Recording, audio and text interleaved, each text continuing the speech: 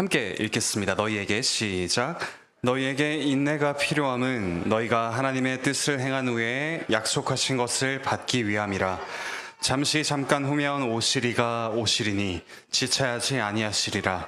나의 의인은 믿음으로 말미암아 살리라. 또한 뒤로 물러가면 내 마음이 그를 기뻐하지 아니하리라 하셨느니라. 우리는 뒤로 물러가 멸망할 자가 아니요 오직 영혼을 구원함에 이르는 믿음을 가진 자니라. 아멘. 오늘은 대교리 문답 72문답에서 73문답 의롭게 하는 믿음에 대해서 배우겠습니다. 우리가 앞서서 의롭다 하심에 대해서 배웠는데요. 그렇다면 그 의롭다 하는 수단인 믿음이란 무엇인가에 대해서 좀 더 구체적으로 살펴보도록 하겠습니다. 72문답 읽겠습니다. 의롭게 하는 믿음은 무엇입니까? 의롭게 하는 믿음은 성령과 하나님의 말씀으로 죄인의 마음속에 역사하는 구원의 은혜입니다. 이것으로 죄인은 자기 죄와 비참을 그리고 자신의 상실된 상태에서 스스로 회복할 수 있는 능력이 자신과 다른 피조물에게는 전혀 없다는 것을 확신하고 복음에 약속된 진리에 동의할 뿐 아니라 죄 사함을 받기 위해서 그리고 구원 얻도록 하나님의 목전에서 의롭다고 간주되고 용납되기 위해서 복음에 제시된 그리스도와 그분의 의를 받아들이고 의지합니다.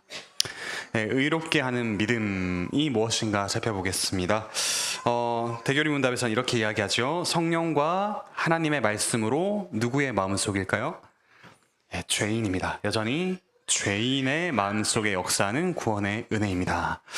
그러니까 이 믿음 역시 은혜라는 사실을 알 수 있죠. 우리가 어느 정도 의로운 사람이어야지만 믿음을 가진다가 아니라 죄인이었던 사람에게 선물로 주시는 것이 믿음이다라는 사실을 알 수 있습니다. 즉 앞서 살펴봤던 효력 있는 부르심, 그리스도와의 연합, 이것과 함께 일어나는 것이 믿음이라고 할 수 있습니다. 동시에 일어나되 은혜로 주어지는 것이 믿음이다 라고 할 수 있습니다.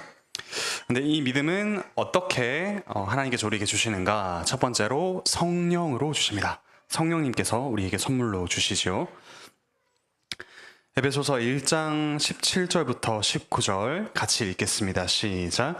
우리 주 예수 그리스도의 하나님 영광의 아버지께서 지혜와 계시의 영을 너희에게 주사 하나님을 알게 하시고 너희 마음의 눈을 밝히사 그의 부르심의 소망이 무엇이며 성도 안에서 그 기업의 영광의 풍성함이 무엇이며 그의 힘의 위력으로 역사하심을 따라 믿는 우리에게 베푸신 능력의 지극히 크심이 어떠한 것을 너희로 알게 하시기를 구하노라.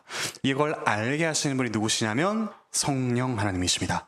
17절에 나와 있는 지혜와 계시의 영이시죠.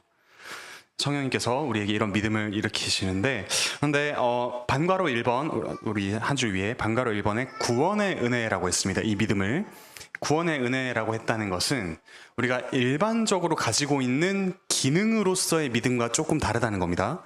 기능으로서의 믿음이란 무슨 말이냐면 우리는 항상 어떠한 믿음을 가지고 살아간다는 겁니다. 제가 지금 여기 서 있는 것도 이 땅이 무너지지 않을 것이다 라는 기능적인 믿음을 가지고 서 있는 것이죠.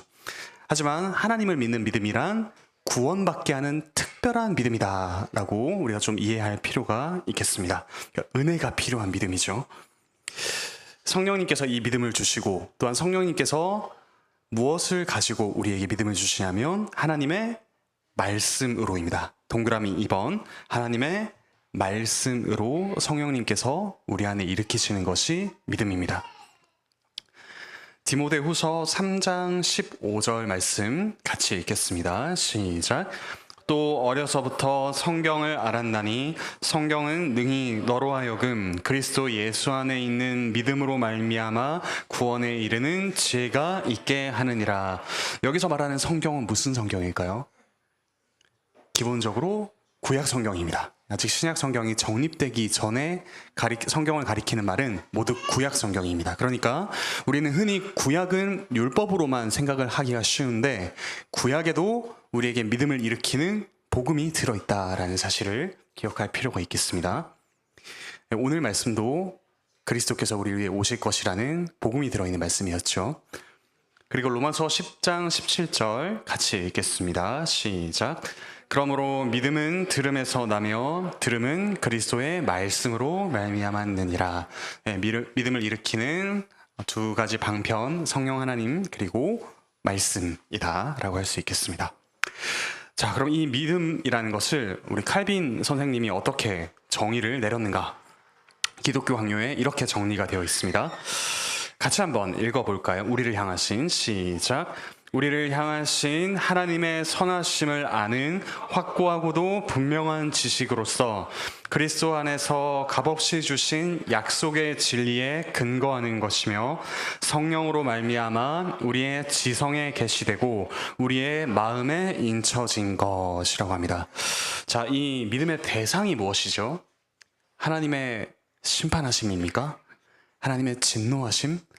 물론 이것들이 전제되어 있지만 믿음의 구체적인 내용은 하나님의 선하심입니다. 하나님의 선하심을 아는 확고하고도 분명한 지식이죠.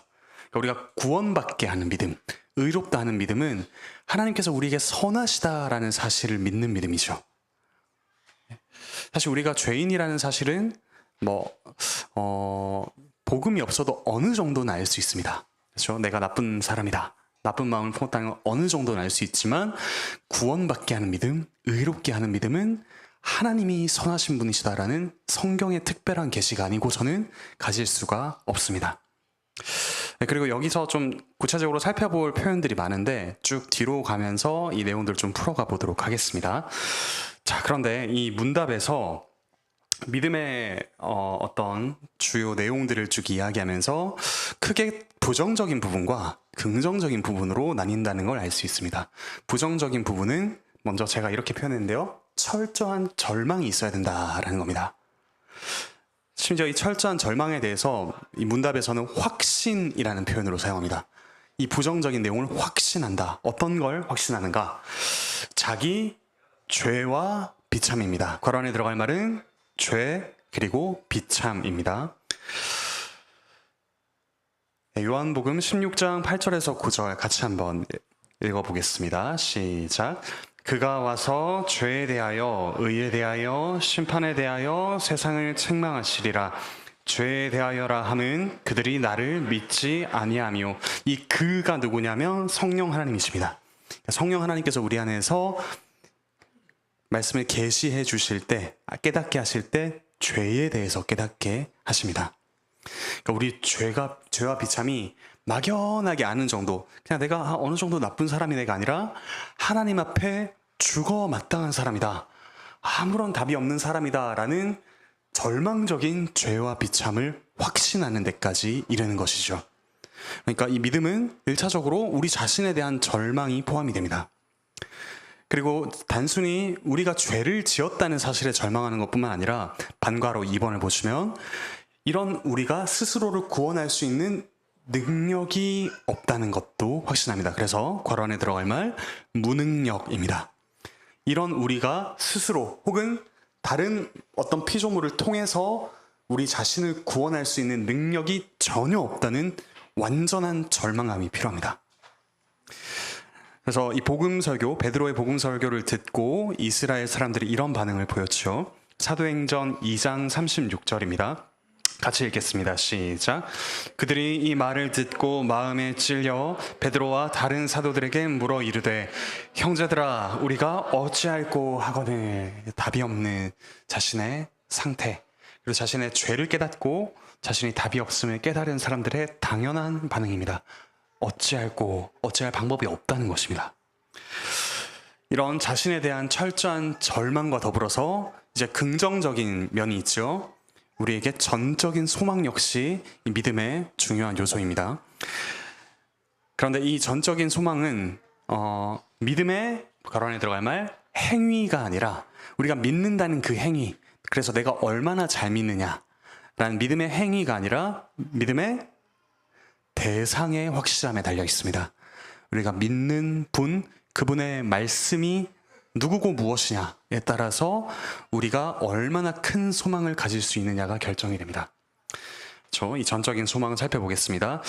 이 믿음의 이 긍정적인 세 가지 요소를 우리 전통적으로 신학자들이 세 가지로 정리했습니다. 이 반과로 하나, 둘, 세 가지로 제가 정리를 좀 해봤는데요. 첫 번째로 믿음의 요소 첫 번째는 지식입니다. 지식.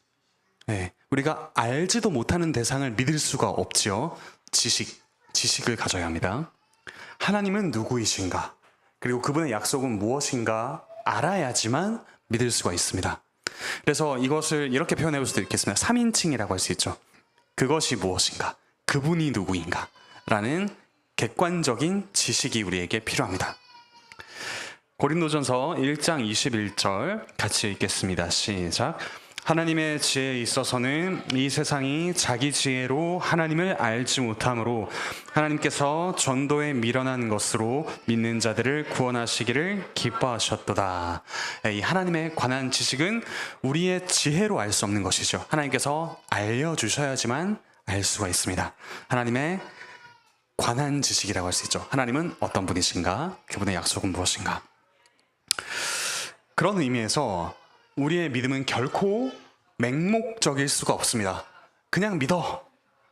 그냥 믿어. 라고 하는 경우가 많은데 그때 그냥 믿는다는 것은 무엇이냐면 우리가 믿는 대상을 분명히 알고서 다른 어떤 상황에도 불구하고 믿는다는 겁니다. 그러니까 뭔가를 모르고 믿는 것이 맹목적 그런 믿음이 아니라는 거죠. 모르고서 믿는 것은 맹목적인 믿음이고 그게 아니라 우리는 분명히 알고서 그냥 믿는 겁니다. 우리에게 약속하신 분이 누구인지, 그 약속이 무엇인지, 그분의 성품이 무엇인지 알고서 이 답을 알 수 없는 상황 속에서 그분을 믿는 것이 믿음이라고 할 수 있죠. 그런 점에서 우리의 믿음은 결코 맹목적일 수 없다라고 할 수 있겠습니다. 네, 아브라함이 흔히 이렇게 믿었다고 하죠. 갈 바를 알지 못하고 갔다. 믿고서 갈 바를 알지 못하고 갔다. 그런데 아브라함이 알았던 사실은 하나님이 어떤 분이신가? 하나님께서 그 아브라함에게 주신 약속이 무엇인가는 알았습니다. 그가 갈 바, 그 상황은 알지 못했지만 그에게 말씀하신 하나님, 그리고 하나님께서 주신 말씀은 알았죠. 그런 점에서 이 아브라함만 생각하더라도 우리의 믿음은 분명한 지식에 기반한다는 걸 우리가 알 수가 있겠습니다. 자, 이 지식이 한 가지 요소이고요. 두 번째, 동의하는 겁니다. 동의합니다. 아멘이라고도 할 수 있겠죠. 동의. 즉, 이 3인칭으로 있던 지식과 그 하나님이 이제 나의 하나님으로 나와 인격적인 교제를 하는 분으로 고백이 되는 겁니다. 하나님과 그분의 약속이 나의 구체적인 삶에 적용이 되는 것. 이 삶에도 참입니다. 진짜입니다. 라고 받아들이는 것. 그래서 우리가 하나님을 3인칭으로 부르지 않고 아버지, 주님이라고 부르죠. 그래서 이 단계에 이르며 사실 단계라고 하기보다는 이 요소를 본다면 우리의 지식은 인격적인 믿음이라고 할 수 있겠죠. 인격적인 믿음, 이 믿음은 인격적인 믿음이고 주님과 관계된 믿음이다 라고 할 수가 있겠습니다. 로마서 10장 9절에서 10절 같이 읽겠습니다. 시작. 네가 만일 네 입으로 예수를 주로 시인하며 또 하나님께서 그를 죽은 자 가운데서 살리신 것을 네 마음에 믿으면 구원을 받으리라. 사람이 마음으로 믿어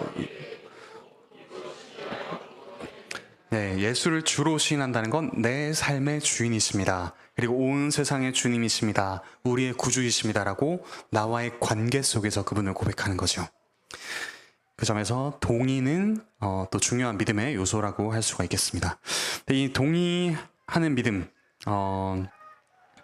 어떤 걸 또 동의를 하는가? 이 두 가지입니다. 하나는 우리가 믿음으로 죄사함을 받는다. 그러니까 바로 내가 죄사함을 받는다라는 걸 믿는 거죠. 밑에 말씀이 사도행전 10장 43절입니다. 제가 이렇게 본문을 표기 안 해놨는데 사도행전 10장 43절입니다. 같이 읽겠습니다. 시작. 그에 대하여 모든 선지자도 증언하되 그를 믿는 사람들이 다 그의 이름을 힘입어 죄 사함을 받는다 하였느니라. 믿음으로 내 죄가 사함을 받는다 라고 동의를 하는 거죠. 두 번째, 의롭다 하심을 받는 겁니다.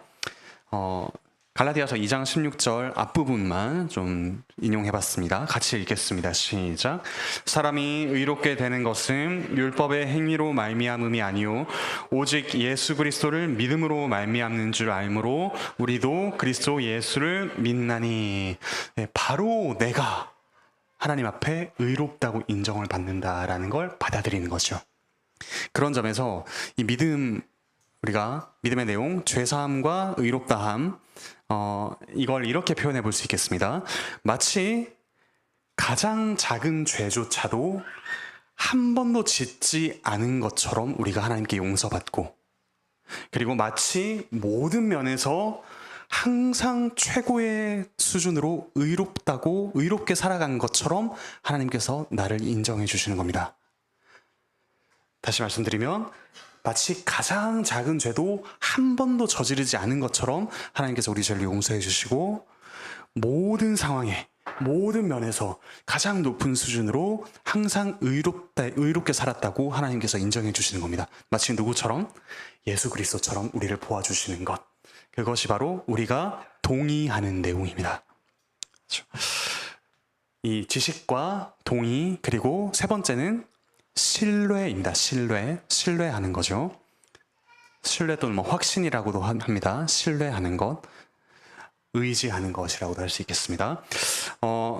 그러니까 나에 대해선 철저히 절망하고 오직 그리스도만을 의지하는 것, 그리스도와 그분의 의만을 전적으로 의지하는 것입니다. 그래서 이 부분에서 믿음은 이렇게 표현됩니다. 제가 주님을 의지합니다. 그러니까 1인칭의 표현으로 바뀌죠. 3인칭의 지식은 하나님과 그분의 말씀은 이것이다. 2인칭은 주님 참됩니다. 주님과 주님의 말씀은 참됩니다. 라고 고백하고, 1인칭의 신뢰에 이르러선 주님 제가 그러므로 믿고 이렇게 살고자 합니다. 라는 1인칭의 신뢰로 바뀝니다. 자, 이것이 왜 중요한가? 야고보서 2장 19절 말씀 한번 같이 읽어볼까요? 시작. 네가 하나님은 한 분이신 줄 믿느냐? 잘하는도다. 귀신들도 믿고 떠느니라. 어쩌면 저보다도 사탄이 성경 지식을 더 많이 가지고 있겠죠. 네, 하나님에 대한 객관적인 지식은 저보다도 사탄이 더 많이 가지고 있을 수 있습니다. 그런데 그런 지식은 아무 쓸모가 없다는 거죠. 네, 사탄도 봐라. 그런 지식을 가지고 있지 않냐. 그것을 내가 분명히 알 뿐더러 동의하고 하나님께만 철저히 신뢰하는 것, 이건 사탄이 하지 않는 일입니다. 사탄은 하나님을 자신의 주님으로 고백하지 않고 하나님을 신뢰하지 않습니다. 이것은 오직 은혜로 믿음을 받은 자들만이 하는 고백이죠. 그래서 이 신뢰라는 요소가 상당히 중요하다는 점을 다시 한번 말씀드립니다. 이 신뢰를 어떻게 좀 우리가 생각해 볼 수 있는가 하면, 나의 생각과 행동과 선택을 이 믿음이 지배하는가, 아니면 다른 기준들, 나의 안전, 나의 명성, 나의 안정감이 내 선택과 생각과 행동을 지배하는가, 아니면 주님의 약속이 내 모든 인격을 다스리는가로 생각해보면 내가 정말로 신뢰하고 있는지 돌아볼 수가 있겠죠. 고린도 후서 1장 9절에서 사도 바울이 이런 신뢰를 담아서 믿음을 이렇게 고백합니다. 같이 읽겠습니다. 시작. 우리는 우리 자신이 사형 선고를 받은 줄 알았으니 이는 우리로 자기를 의지하지 말고 오직 죽은 자를 다시 살리시는 하나님만 의지하게 하심이라. 온갖 고난을 받으면서 복음을 전하던 사도 바울, 그가 온갖 고난을 겪으면서 하는 신뢰의 고백이 이것이었습니다. 더 이상 나를 의지하는 것이 아니라 죽은 자를 부활하게 하시는 하나님만 의지함. 그것이 바로 신뢰의 고백이라고 할 수가 있겠죠. 그런 점에서 기도는 이 믿음이 가장 잘 구현되는 현장이라고 할 수 있습니다. 왜냐하면 우리가 말씀으로 하나님이 어떤 분이신지, 하나님의 약속이 무엇인지 압니다. 그리고 그것을 주님께 고백하죠. 그리고 주님, 제가 신실하신 주님을 따라 신실하게 살기를 원합니다라고 3인칭, 2인칭, 1인칭의 모든 표현을 담아서 고백하는 것이 바로 기도입니다. 이 믿음이 어찌 보면 가장 분명하게 드러나는 자리는 기도의 자리라고 할 수 있습니다. 그래서 이 기도의 자리가 없으면 과연 내가 이런 믿음을 가지고 있는지 확인하기도 쉽지 않고요. 그리고 그 믿음이 내 것으로 정말 체화되는 그런 경험을 좀 하기가 힘듭니다. 이 기도의 과정, 하나님에 대한 믿음을 3인칭, 2인칭, 1인칭으로 모두 고백할 수 있는 현장을 꼭 가지시길 바랍니다. 그런데 이 믿음이라고 했을 때는 한 가지 구별해야 되는 사실이 있습니다. 뭐냐면 내가 구원받았다는 사실을 믿는 것인가? 아니면 나를 구원하시는 그분을 믿는 것인가? 사실 두 개가 연결되긴 하지만 우리의 초점은 내가 구원받았다는 사실에 있는 것이 아닙니다. 이건 주관적이라서 상당히 많이 변할 수가 있습니다.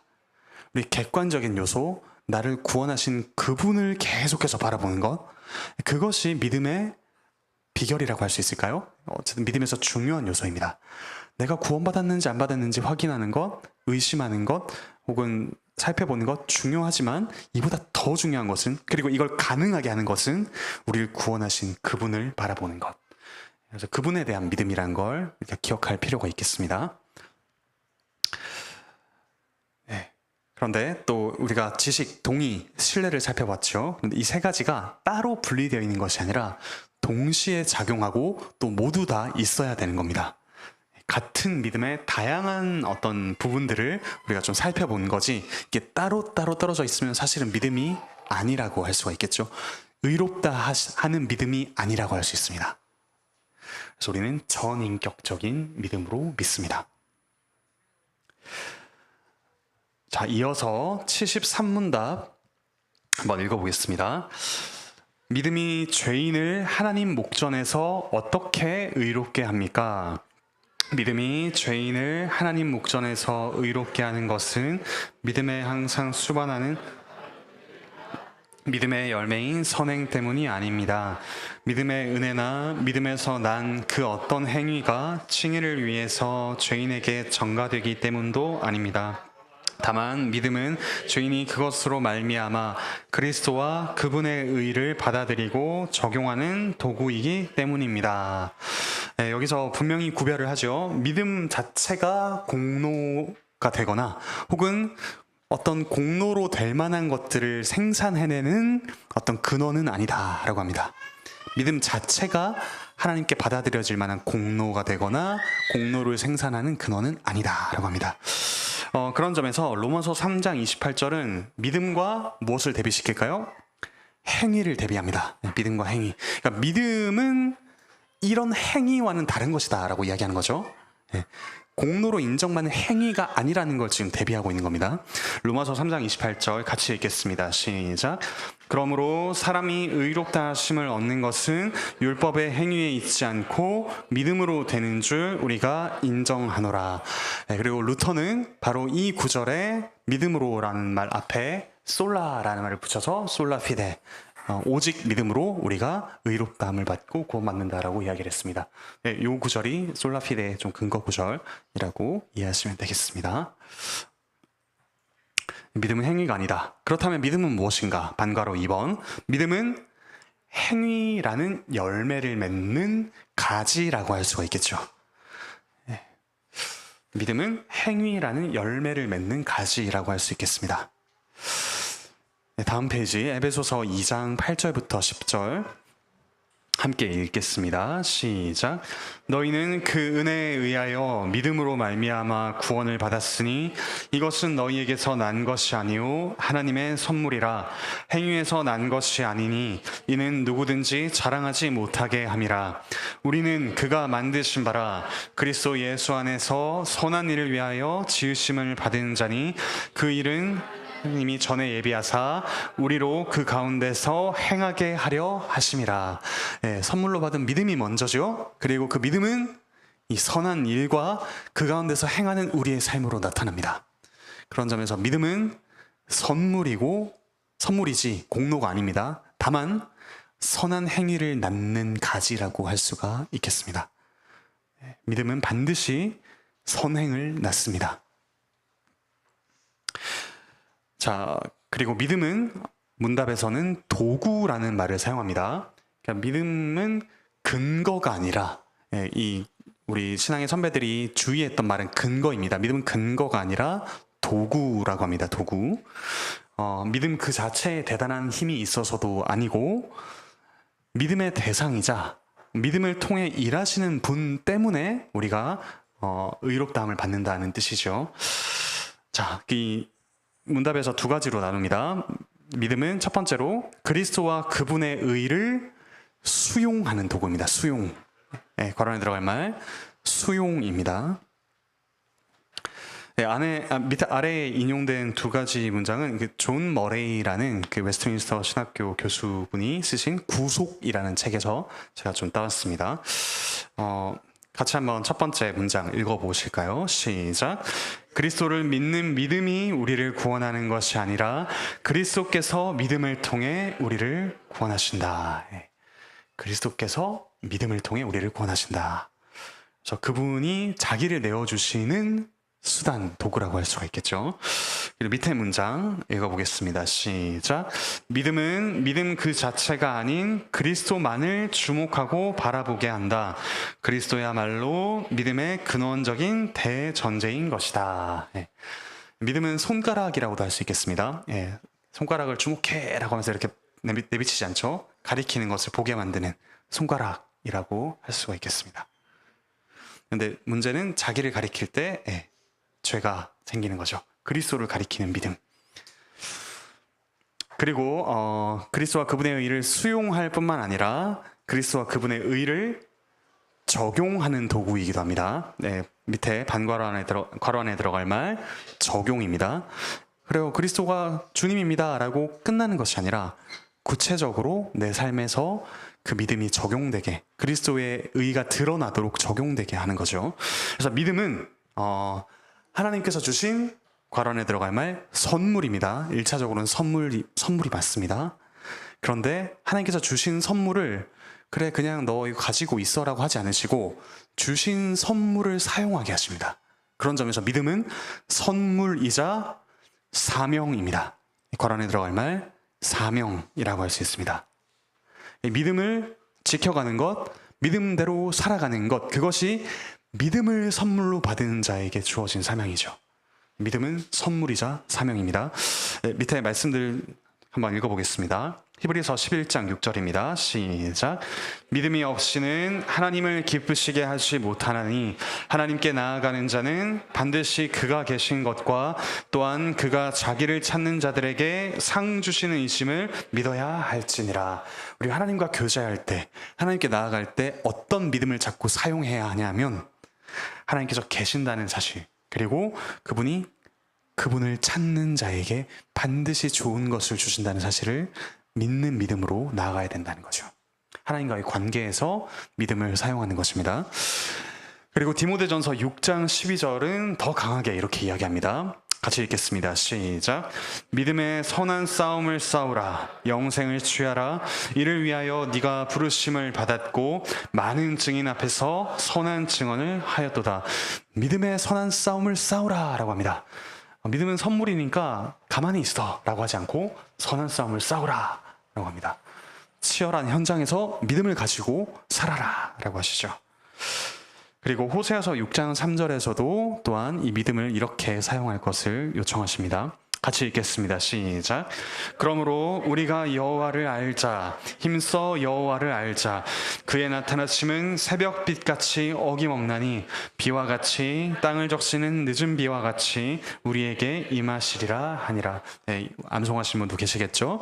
우리가 여호와를 그냥 여호와에 대해서 들어라가 아니라 여호와를 힘써 알자라고 합니다. 이미 알잖아요. 그런데 거기서 그치는 것이 아니라 힘써 알자. 우리에게 의로우신 분, 우리에게 긍휼을 베푸시는 분, 우리로 하여금 그 의를 나타내게 하시는 그분을 힘써 알자. 예, 믿음에 더 정진하라고 요구를 하시죠. 그리고 히브리서 3장 14절입니다. 같이 읽겠습니다. 시작. 우리가 시작할 때 확신한 것을 끝까지 견고히 잡고 있으면 그리스도와 함께 참여한 자가 되리라. 끝까지 믿음으로 살라라고 하십니다. 믿음이 없는 자에게 이렇게 요구하지 않으시죠. 믿음을 선물로 받은 이들에게 요구하십니다. 마지막으로 요한계시록 2장 25절에서 26절 두 두아디라 교회에 보내신 편지 중에 있습니다. 같이 읽겠습니다. 시작. 다만 너희에게 있는 것을 내가 올 때까지 굳게 잡으라. 이기는 자와 끝까지 내 일을 지키는 그에게 만국을 다스리는 권세를 주리니. 우리 이런 약속까지 하시면서 주님께서는 믿음을 선물뿐만 아니라 사명으로 주셨습니다. 이것이 그 의롭게 하는 믿음의 내용이었습니다. 일반적인 기능으로서의 믿음이 아니라 우리로 하여금 의롭다함을 받게 하는 믿음. 이 믿음이 자기에 대한 절망과 하나님에 대한 전적인 소망, 그리고 지식, 동의, 신뢰로 이루어졌다는 사실을 기억하시면서 믿음을 또 구하시고 믿음을 고백하시고 믿음대로 싸움을 이어가시길 바랍니다. 다만 이 중에서 그러면 나의 주관적인 확신은 어떻게 하죠? 라고 질문이 생길 수가 있겠죠. 이것은 80문답, 81문답에서 다룹니다. 이후에 우리의 주관적인 확신에 대해서 좀 생각해 보도록 하겠습니다. 네, 공부의 내용은 여기까지고요. 혹시 질문 있으실까요?